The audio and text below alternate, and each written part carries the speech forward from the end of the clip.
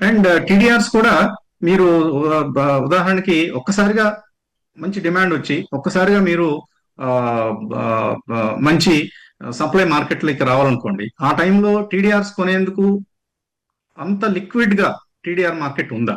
Transferable development rights కొనుక్కునే పరిస్థితి ఉందా బిల్డర్స్ ఇప్పుడు?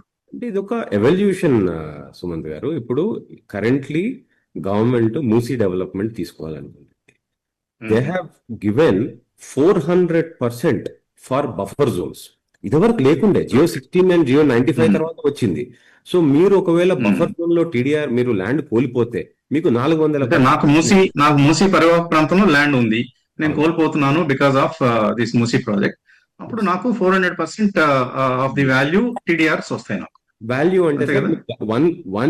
100 స్క్వేర్ యార్డ్స్ ఉంటే మీకు 400 స్క్వేర్ యార్డ్స్ వర్త్ టీడీఆర్ మీకు ఇస్తారు. ఇంకొకటి వర్త్ టీడీఆర్ వస్తుంది. ఓకే. Yeah. మీరు అర్థం చేసుకోవాల్సింది ఏంటంటే మీరు మూసీ పక్కన ఉన్న ల్యాండ్ ఎవరికి అమ్ముతారు? Who will you cell that land? Musi పక్కన ల్యాండ్ మీరు అమ్మలేరు కదా.